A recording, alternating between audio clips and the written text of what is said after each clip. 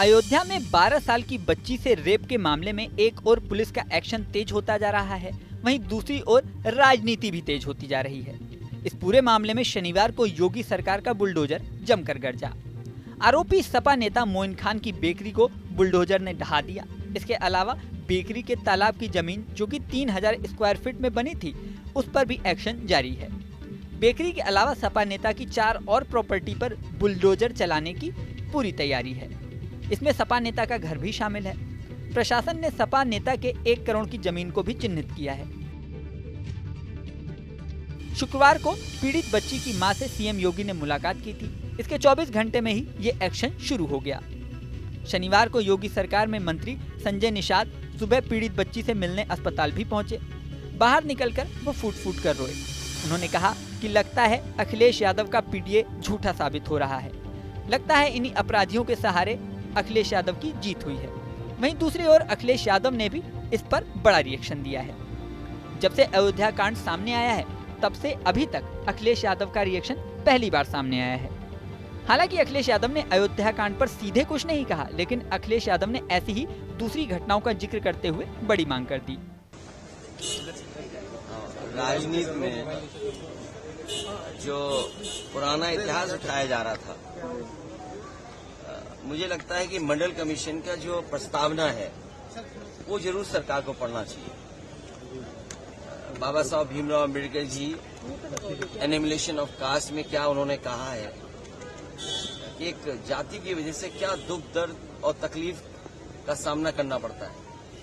और कई बार ऐसी भी जातियां हैं जिनको किसी भी पद पे अगर वो पहुंच जाएं, कई बार उन्हें अपमानित होना पड़ता है। मंडल कमीशन की जो पूरी सिफारिशें थी, जो आरक्षण लागू हुआ है, वो जाति के हिसाब से हुआ है। तो जो भारतीय जनता पार्टी के माननीय सदस्य जो बात कहना चाहते थे, वो जाति को लेकर के टिप्पणी कर रहे थे। Thank you sir. किसी ने कहा था, किसने पूछा था कि अब वो तो रिकॉर्डिंग देखनी पड़ेगी अभी। वो तो रिकॉर्डिंग, लेकिन बीजेपी नहीं चाहती आरक्षण मिले। उत्तर प्रदेश में रिलीजियस कन्वर्जन से संबंधित बिल पास किया गया है सर, आप उनसे क्या उम्मीद करोगे? कोई एक्सप्रेस मांगते हैं, यहाँ पर कोई नया हॉस्पिटल मांगते, नई यूनिवर्सिटी मांगते, उन्हें तो उसी पे उलझा के रखना है राजनीति को।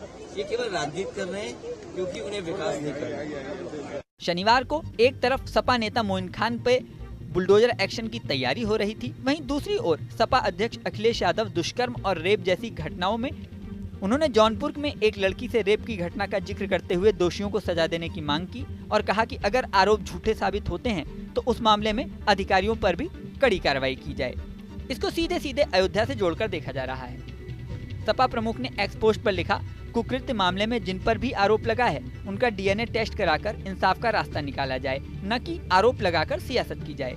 जो भी दोषी हों उनमें कानून के हिसाब से पूरी सजा दी जाए, लेकिन अगर डीएनए टेस्ट में आरोप झूठे साबित हों तो सरकार के संलिप्त अधिकारियों को भी न बख्शा जाए। यही न्याय की मांग है। अखिलेश यादव ने इस पोस्ट में जौनपुर की लड़की से गैंगरेप की घटना का जिक्र किया, जिसमें उसे खून की लथपथ हालत में वाराणसी में फेंक दिया गया था। लड़की का आरोप है कि 3 बदमाशों ने उसका अपहरण किया और उसके साथ इस वारदात को अंजाम दिया। वहीं अयोध्या कांड में सपा सुप्रीमो ने जो जौनपुर का केस उछाला है, इस पर तेजी से रिएक्शन सामने आ रहे हैं। माना जा रहा है कि यूपी की आगामी 10 विधानसभा सीटों के उपचुनाव में ये मुद्दा सबसे बड़ा मुद्दा साबित हो सकता है।